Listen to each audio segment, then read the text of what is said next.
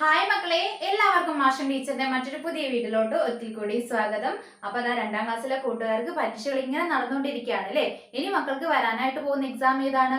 Integration ആണ് അല്ലെ. അതായത് ഉത്കൃതന പരീക്ഷകളാണ് വരാനായിട്ട് പോകുന്നത്. 1ാം ദിവസം, 2ാം ദിവസം, 3ാം ദിവസം എന്ന് പറഞ്ഞിട്ട് നമുക്ക് 3 എക്സാമുകളാണ് ഉണ്ടാവുക അല്ലെ. അപ്പൊ അതിൽ മക്കൾക്ക് അറിയാലോ, മലയാളവുമായി ബന്ധപ്പെടുത്തിയിട്ടുള്ള ചോദ്യങ്ങൾ ഉണ്ടായിരിക്കും, അതുപോലെ തന്നെ ഗണിതവുമായി ബന്ധപ്പെടുത്തിയിട്ടുള്ള ചോദ്യങ്ങൾ ഉണ്ടായിരിക്കും. അപ്പൊ ഇന്നത്തെ ക്ലാസ്സിലെ ടീച്ചർ പറയാനായിട്ട് പോകുന്നത് മക്കള് മലയാളം എന്ന വിഷയവുമായിട്ട് ബന്ധപ്പെടുത്തിയിട്ട് പഠിക്കേണ്ട കാര്യങ്ങളാണ് കേട്ടോ. ഇന്നത്തെ ക്ലാസ്സിലെ ടീച്ചർ പറയുന്ന കാര്യങ്ങൾ മക്കൾ നിർബന്ധമായിട്ടും നിങ്ങളുടെ അടുത്ത ദിവസത്തെ എക്സാമിന് വേണ്ടിയിട്ട് പഠിക്കേണ്ട കാര്യങ്ങളാണ് കേട്ടോ. അപ്പൊ നിങ്ങൾക്ക് ഡേ 1ലോ ഡേ 2ലോ ഡേ 3ലോ ആയിട്ട് ഈ കാര്യങ്ങളൊക്കെ മക്കൾക്ക് ചോദിച്ചു കാണും കേട്ടോ. ഓക്കെ മക്കളെ, അപ്പൊ നമുക്ക് വേഗം നമ്മുടെ ക്ലാസ്സിലോട്ട് പോവാം അല്ലെ. അതിലോട്ട് പോകുന്നതിന്റെ മുന്നേ ആയിട്ട് നമ്മുടെ ചാനൽ ആദ്യമായിട്ട് കാണുന്ന മക്കളുണ്ടെങ്കിൽ ചാനൽ സബ്സ്ക്രൈബ് ചെയ്യാൻ, വീഡിയോ മക്കൾക്ക് യൂസ്ഫുൾ ആയിട്ട് തോന്നുകയാണെങ്കിൽ നിങ്ങളുടെ മറ്റു കൂട്ടുകാർക്ക് കൂടി ഷെയർ ചെയ്ത് കൊടുക്കാനായിട്ട് മറക്കരുത് കേട്ടോ. ഓക്കെ മക്കളെ, അപ്പൊ മക്കൾക്ക് നിങ്ങളുടെ മലയാളവുമായി ബന്ധപ്പെടുത്തി വരാവുന്ന ഒരു പ്രവർത്തനം എന്ന് പറയുന്നത് ഒരു ചിത്രവുമായി ബന്ധപ്പെടുത്തിയിട്ടുള്ള പ്രവർത്തനമായിരിക്കും കേട്ടോ.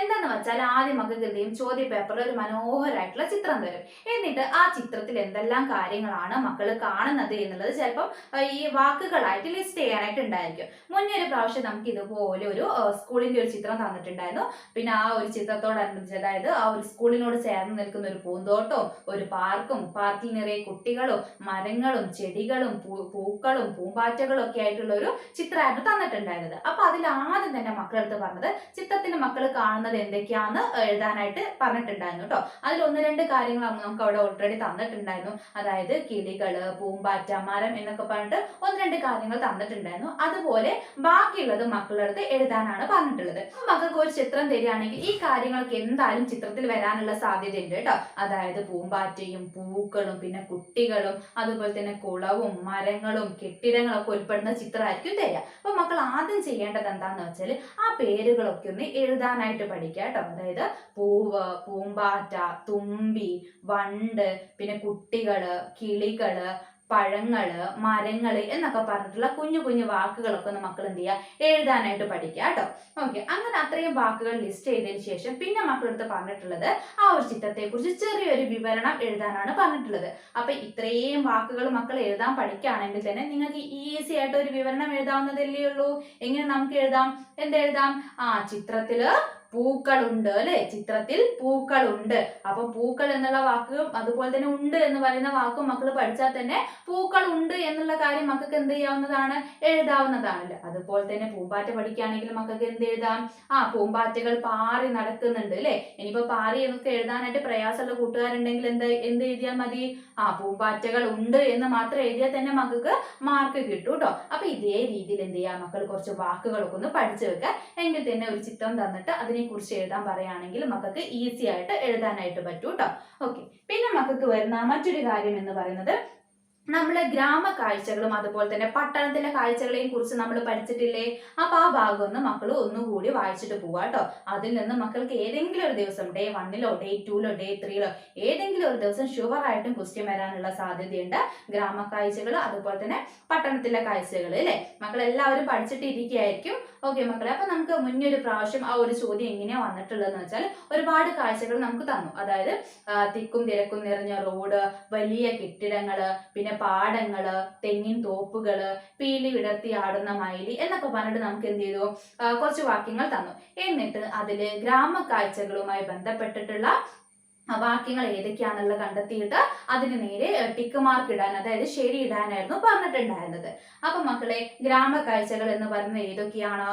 തിക്കും തിരക്കും നിറഞ്ഞ റോഡുകളാണോ? അല്ല അല്ലെ. തിക്കും തിരക്കും കുറഞ്ഞ റോഡുകളായിരിക്കും. അതുപോലെ തന്നെ എന്തുണ്ടായിരിക്കും, ഒരുപാട് പാടങ്ങൾ ഉണ്ടായിരിക്കും അല്ലെ. പിന്നെ തെങ്ങിൻ തോപ്പുകൾ ഉണ്ടായിരിക്കും, പീലി വിടർത്തി ആടുന്ന മയിലുകൾ ഉണ്ടായിരിക്കും അല്ലെ. അപ്പൊ അതൊക്കെയാണ് ഇവിടുത്തെ കാഴ്ചകൾ എന്ന് പറയുന്നത്, ഗ്രാമത്തിലെ കാഴ്ചകൾ എന്ന് പറയുന്നത്. ഇനി പട്ടണത്തിലോട്ട് വരുമ്പോ എങ്ങനെയാണ്, തിക്കും തിരക്കും നിറഞ്ഞ റോഡുകളായിരിക്കും അല്ലെ. പിന്നെയോ വലിയ കെട്ടിടങ്ങൾ ഉണ്ടായിരിക്കും അല്ലെ. പിന്നെ അതുപോലെ തന്നെ ഭയങ്കര ശബ്ദമായിരിക്കും ചുറ്റിലും ഉണ്ടായിരിക്കുക അല്ലെ. അപ്പൊ ഈ കാര്യങ്ങളൊക്കെ ഉൾപ്പെടുത്തിക്കൊണ്ട് മക്കൾ എന്ത് ചെയ്യുക, ഗ്രാമ കാഴ്ചകൾ പട്ടണ കാഴ്ചകൾ എന്തൊക്കെയാണെന്നുള്ളത് ഒന്ന് നോക്കിയിട്ട് പോവാ കേട്ടോ. അതുമായിട്ട് ബന്ധപ്പെടുത്തിയിട്ട് നമുക്ക് ചോദ്യങ്ങൾ വരും. അപ്പൊ ആ കാര്യം ഒന്ന് മക്കള് ശ്രദ്ധിക്കുക കേട്ടോ.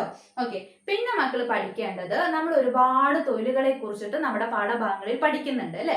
അതിൽ നമുക്ക് എപ്പോഴും ചോദിച്ചു കാണുന്ന ഒരു ചോദ്യമാണ് വീടുമായിട്ട് ബന്ധപ്പെട്ടിട്ടുള്ള തൊഴിലുകൾ ഏതൊക്കെയാണെന്ന്. വീട് പണിയുമായി ബന്ധപ്പെട്ടിട്ടുള്ള തൊഴിലുകൾ ഏതൊക്കെയാണെന്നുള്ളത് കണ്ടെത്തിയിട്ട് നിങ്ങൾക്ക് ലിസ്റ്റ് ചെയ്യാനായിട്ട് പറയും. അതിൽ നമുക്ക് മുന്നേ ഒരു പ്രാവശ്യം ചോദിച്ചത് എങ്ങനെയാണെന്ന് വെച്ചാൽ ഒരു വീടിന്റെ ചിത്രം തന്നിട്ടുണ്ടായിരുന്നു. എന്നിട്ട് അതിന് ചുറ്റും എന്ത് ചെയ്തു, ഒരുപാട് തൊഴിലുകളുടെ പേര് കൊടുത്തു. അതായത് കോൺക്രീറ്റ്, മരപ്പണി, പിന്നെ സ്വർണ്ണപ്പണി, അതുപോലെ തന്നെ പെയിന്റിങ്, മെക്കാനിക്ക് എന്നൊക്കെ പറഞ്ഞിട്ട് ഒരുപാട് തൊഴിലുകളുടെ പേരുകൾ കൊടുത്തു. എന്നിട്ട് വീടുമായി ബന്ധപ്പെട്ട തൊഴിലുകൾ ഏതാന്ന് കണ്ടെത്തിയിട്ട് അതിലോട്ട് വരച്ചു ചേർക്കാനായിരുന്നു പറഞ്ഞിട്ടുണ്ടായിരുന്നത്. അപ്പൊ മക്കൾ എന്ത് ചെയ്യണം, വീടുമായിട്ട് ബന്ധപ്പെട്ട തൊഴിലുകളുടെ പേരുകൾ നിർബന്ധമായിട്ടും അറിഞ്ഞിരിക്കുക കേട്ടോ. എന്തൊക്കെയാണ് മക്കളെ? മരപ്പണി വീടുമായിട്ട് ബന്ധപ്പെട്ടുള്ള പണിയാണ് അല്ലേ. പിന്നെ അതുപോലെ എന്താണ്, കോൺക്രീറ്റ് അതുമായിട്ട് ബന്ധപ്പെട്ടതാണ്. അതുപോലെ തന്നെ വയറിങ്, പെയിന്റിങ് ഒക്കെ എന്താണ്, വീടുമായിട്ട് ബന്ധപ്പെട്ട തൊഴിലുകളാണ്. അപ്പൊ അവയുടെ പേരുകളൊക്കെ ഒന്ന് മക്കള് ഓർത്തിരിക്കുക കേട്ടോ. ഓക്കെ. പിന്നെ നിങ്ങൾക്ക് വരുന്ന മറ്റൊരു കാര്യം എന്ന് പറയുന്നത് ശുചീകരണ ഉപകരണങ്ങൾ തിരിച്ചറിയാനായിട്ടുള്ള ഒരു പ്രവർത്തനം ഉണ്ടായിരിക്കും കേട്ടോ. ശുചീകരണ ഉപകരണങ്ങൾ അത് നമുക്ക് മുന്നേ ചോദിച്ചത് എങ്ങനെയാന്ന് വെച്ചാൽ കുറേ ചിത്രങ്ങൾ തന്നിട്ടുണ്ടായിരുന്നു. ബ്രഷ്, ചൂല്, മോപ്പ്, പിന്നെ മിക്സി, ചിരവ, അങ്ങനെയൊക്കെ പറഞ്ഞിട്ട് ഒരുപാട് ചിത്രങ്ങൾ നമുക്ക് തന്നിട്ടുണ്ടായിരുന്നു. എന്നിട്ട് അതിൽ നിന്ന് ശുചീകരണ ഉപകരണങ്ങളെ കണ്ടെത്തിയിട്ട് വട്ടത്തിനുള്ളിലാക്കാനായിട്ട് പറഞ്ഞിട്ടുണ്ടായിരുന്നു കേട്ടോ. അപ്പൊ ഏതൊക്കെയാണ് മക്കളെ ശുചീകരണ ഉപകരണങ്ങൾ? ചൂല് എന്താണ്, ഒരു ശുചീകരണ ഉപകരണമാണ് അല്ലെ. അതുപോലെ തന്നെ ബ്രഷ്, പിന്നെ മോപ്പ്, അതുപോലെ തന്നെ ചവറ് കോരി, ഇതൊക്കെ എന്താണ്, ശുചീകരണ ഉപകരണങ്ങളിൽ പെടുന്നതാണ് അല്ലെ. അപ്പൊ മക്കൾ എന്ത് ചെയ്യാ, ആ കാര്യം ഒന്ന് നോക്കി വെക്കുക കേട്ടോ, ശുചീകരണ ഉപകരണങ്ങൾ ഏതൊക്കെയാന്നുള്ളത്. ഓക്കെ. പിന്നെ മക്കൾ പഠിക്കേണ്ട മറ്റൊരു കാര്യം എന്ന് പറയുന്നത് വിവിധ മുറികളും അതുപോലെ തന്നെ അവയുടെ ഉപയോഗങ്ങളുമാണ്. നമ്മുടെ വീട്ടിലൊക്കെ ഒരുപാട് മുറികളില്ലേ. അപ്പൊ അവയുടെയൊക്കെ ഉപയോഗങ്ങളും മക്കൾ എന്ത് ചെയ്യുക, ഓർത്തിരിക്കുക കേട്ടോ. അത് നമ്മൾ പഠിച്ചിട്ടുള്ളതാണ് അല്ലെ. ഓരോ മുറികളുടെ പേരും അവയുടെ ഉപയോഗം എന്താന്നുള്ളത് നമുക്കറിയാം. അപ്പൊ മുന്നേ ഇത് എങ്ങനെയാ ചോദിച്ചതെന്ന് വെച്ചാൽ മക്കൾക്ക് ചിത്രം തന്നു, ഓരോ മുറികളുടെ ചിത്രവും തന്നു. എന്നിട്ട് ആ ചിത്രം കണ്ടിട്ട് മക്കളടുത്ത് മുറി ഏതാന്ന് ഐഡന്റിഫൈ ചെയ്ത് എഴുതാനും അതോടൊപ്പം തന്നെ എന്താണ് അതിന്റെ ഉപയോഗം എന്നുള്ളതും എഴുതാനായിട്ട് പറഞ്ഞിട്ടുണ്ടായിരുന്നത് കേട്ടോ. അപ്പൊ മക്കൾ എന്ത് ചെയ്യാം, മുറികളും അവയുടെ ഉപയോഗങ്ങളും മക്കളൊന്ന് നോക്കിയിട്ട് പോവാ കേട്ടോ. ഷുവർ ക്വസ്റ്റ്യൻ ആണ്, നമുക്ക് വരാനുള്ള സാധ്യതയുണ്ട്. ഓക്കെ. പിന്നെ നമുക്ക് എപ്പോഴും കണ്ടുവരുന്ന ഒരു ചോദ്യമാണ് പൊതു ഇടങ്ങളും പൊതു സ്ഥാപനങ്ങളും എഴുതാനായിട്ട്. പൊതു ഇടങ്ങളും പൊതു സ്ഥാപനങ്ങളും നമ്മൾ പഠിച്ചിട്ടുള്ളതാണല്ലോ. ഏതൊക്കെയാണ് മക്കളെ പൊതു ഇടം എന്ന് പറയുന്നത്? കുളം എന്ന് പറഞ്ഞാൽ എന്താണ്, ഒരു പൊതു ഇടമാണ് അല്ലെ. പിന്നെ ഏതൊക്കെയാണ് പൊതു ഇടത്തിൽ വരുന്നത്? നമ്മുടെ മൈതാനം, അതുപോലെ തന്നെ കടൽ തീരം, പാർക്ക്, ഇതൊക്കെ എന്താണ്, പൊതു ഇടത്തിൽ പെടുന്നതാണ് അല്ലെ. പൊതു സ്ഥാപനത്തിൽ എന്തൊക്കെ പെടും? നമ്മുടെ വായനശാല, അതുപോലെ തന്നെ പോലീസ് സ്റ്റേഷൻ, പിന്നെ നമ്മുടെ സ്കൂൾ അല്ലെ. ഇതൊക്കെ എന്തിൽ പെടും? പൊതു സ്ഥാപനങ്ങളിൽ പെടും. അപ്പൊ ഈ പൊതു ഇടങ്ങളുടെയും പൊതു സ്ഥാപനങ്ങളുടെയും പേരുകൾ മക്കൾ ഓർത്തിരിക്കുക കേട്ടോ. അത് നമുക്ക് എങ്ങനെയാ മുന്നേ ഒരു ചോദ്യം വന്നിട്ടുള്ളത് ഇങ്ങനെയായിരുന്നു. അതായത് കുറെ ചിത്രങ്ങൾ തന്നു, എന്നിട്ട് താഴെ തന്നിട്ടുള്ള പൊതു ഇടങ്ങളുടെയും പൊതു സ്ഥാപനങ്ങളും ഏതാണെന്ന് തിരിച്ചറിഞ്ഞിട്ട് അവയുടെ പേരുകൾ എഴുതാനായിരുന്നു പറഞ്ഞിട്ടുണ്ടായിരുന്നത്. അന്ന് ചിത്രത്തിൽ ഒരു കുളം ഉണ്ടായിരുന്നു, പിന്നെ ഒരു പോലീസ് സ്റ്റേഷൻ ഉണ്ടായിരുന്നു, വായനശാല ഉണ്ടായിരുന്നു, ഇത്തരത്തിലുള്ള പിക്ചറൊക്കെ ആയിരുന്നു തന്നിട്ടുണ്ടായിരുന്നത്. അപ്പൊ അതെല്ലാം കണ്ടാലും മക്കൾക്ക് തിരിച്ചറിയാനായിട്ട് പറ്റൂലേ. പക്ഷെ ചില കൂട്ടുകാർക്ക് അത് എഴുതാൻ ഒരു പ്രയാസം ഉണ്ടായിരിക്കും. അതായത് വായനശാല എന്നോ പോലീസ് സ്റ്റേഷൻ എന്നൊക്കെ എഴുതാനായിട്ട് ചെറിയ പ്രയാസം ഉണ്ടായിരിക്കും. അപ്പൊ മക്കൾ എന്ത് ചെയ്യുക, പൊതു ഇടങ്ങളുടെയും പൊതു സ്ഥാപനങ്ങളുടെയും പേരുകളൊന്നും മക്കള് എഴുതാനായിട്ട് പഠിക്കുക കേട്ടോ. നമുക്ക് എന്തായാലും ചോദിക്കുന്ന ഒരു ചോദ്യമാണ്. ഓക്കെ. പിന്നെ നമുക്ക് വരുന്നത് കടങ്കഥ. എല്ലാ പ്രാവശ്യവും കണ്ടുവരാറുള്ള ഒരു ചോദ്യമാണ് കേട്ടോ, കടങ്കഥകള്. അപ്പൊ മക്കൾ എന്ത് ചെയ്യുക, നിങ്ങൾക്ക് ഫോണിലൊക്കെ ഒരുപാട് കടങ്കഥന്റെ വീഡിയോസ് ഒക്കെ അവൈലബിൾ ആയിരിക്കും. അപ്പൊ അതൊക്കെ ഒന്ന് മക്കൾ എന്ത് ചെയ്യുക, നോക്കിയിട്ട് പോവാ. പിന്നെ നിങ്ങൾ ക്ലാസ്സിൽ തന്നെ ഒരുപാട് കടങ്കഥകളൊക്കെ പഠിച്ചിട്ടുണ്ടായിരിക്കും അല്ലെ, നിങ്ങൾ ഒരുപാടെണ്ണം എഴുതിയിട്ടുണ്ടായിരിക്കും. അപ്പൊ അത്തരം കടങ്കഥകളൊക്കെ മക്കൾ എഴുതിയിട്ട് പോവാ കേട്ടോ.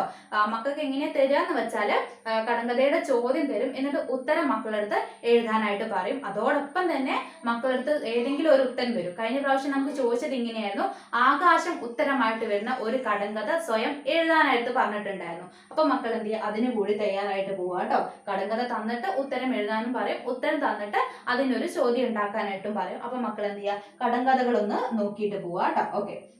പിന്നെ ഉള്ളത് നമുക്ക് ക്ഷണക്കഥ തയ്യാറാക്കാനാണ്. അതെല്ലാവർക്കും അറിയുന്ന കാര്യമാണല്ലോ, നമ്മൾ ഒരുപാട് എഴുതിയിട്ടുണ്ട് അല്ലെ. നമ്മുടെ ക്ലാസ്സിലൊക്കെ നമ്മൾ ചെയ്തിട്ടുള്ള പ്രവർത്തനമാണ്. ഗൃഹപ്രവേശത്തിന് വേണ്ടിയിട്ട് ക്ഷണക്കത്ത് നമ്മൾ ഉണ്ടാക്കിയിട്ടുണ്ട് അല്ലെ. അപ്പൊ അത് അതേ രീതിയിൽ തന്നെയാണ് ചോദിക്കാറുള്ളത്. അപ്പൊ മക്കൾ എന്ത് ചെയ്യുക, ഒരു ക്ഷണക്കത്ത് എഴുതുമ്പോൾ എന്തൊക്കെ കാര്യങ്ങൾ ശ്രദ്ധിക്കണം, അതിന്റെ ആ ഒരു സ്ട്രക്ചർ മക്കൾ എന്ത് ചെയ്യുക, ഒന്ന് നോക്കിയിട്ട് പോവാ കേട്ടോ. ഓക്കെ, പിന്നെ മക്കൾക്ക് വരുന്ന ഒരു ചോദ്യം എന്ന് പറയുന്നത് കഥ പൂർത്തിയാക്കാനായിട്ട് വരും. അതായത് കഥയുടെ ആദ്യം കുറച്ച് ഭാഗം നിങ്ങളുടെ ചോദ്യ പേപ്പറിൽ തരും, പിന്നീട് എന്ത് സംഭവിച്ചിട്ടുണ്ടായിരിക്കും എന്നുള്ളത് കണ്ടെത്തിയിട്ട് മക്കളടുത്ത് കഥ പൂർത്തീകരിക്കാനായിട്ട് പറയൂ കേട്ടോ. അപ്പൊ അത് മക്കൾ പേടിക്കൊന്നും വേണ്ട. ആ ഒരു കഥയോട്, അതായത് ഇനി എന്താണ് സംഭവിക്കാൻ പോകുന്നത് എന്ന് സൂചിപ്പിക്കുന്ന രീതിയിലുള്ള ചിത്രങ്ങളൊക്കെ മക്കൾക്ക് നിങ്ങളുടെ ചോദ്യ പേപ്പറിൽ തരാനുള്ള സാധ്യതയുണ്ട്. അപ്പൊ മക്കൾ എന്ത് ചെയ്താൽ മതി, ആ ഒരു ചിത്രങ്ങൾ നോക്കിയിട്ട് കാര്യം മനസ്സിലാക്കുക കേട്ടോ. അതിനുശേഷം എന്ത് ചെയ്യുക, കഥ പൂർത്തീകരിക്കുക കേട്ടോ. ഓക്കെ മക്കളെ, അപ്പൊ ഇത്രയും കാര്യങ്ങളൊക്കെയാണ് നിങ്ങൾ മലയാളവുമായി ബന്ധപ്പെടുത്തുക കേട്ടോ നിങ്ങളുടെ ഉത്കൃതനം അഥവാ ഇന്റഗ്രേഷൻ പരീക്ഷയ്ക്ക് വേണ്ടിയിട്ട് തയ്യാറാവേണ്ടത് കേട്ടോ. ഓക്കെ മക്കളെ, അപ്പൊ ഇന്നത്തെ വീഡിയോ മക്കൾക്ക് യൂസ്ഫുൾ ആയിട്ടുണ്ടെങ്കിൽ തീർച്ചയായിട്ടും ആ കാര്യം കൂടി കമന്റ് ചെയ്യുക. അതോടൊപ്പം തന്നെ ഇനി നമുക്ക് പരീക്ഷയ്ക്ക് പഠിക്കാനുള്ള സമയം കൂടി ഉണ്ടല്ലോ, 1-2 ദിവസം കൂടി നമ്മുടെ മുന്നിലുണ്ട്.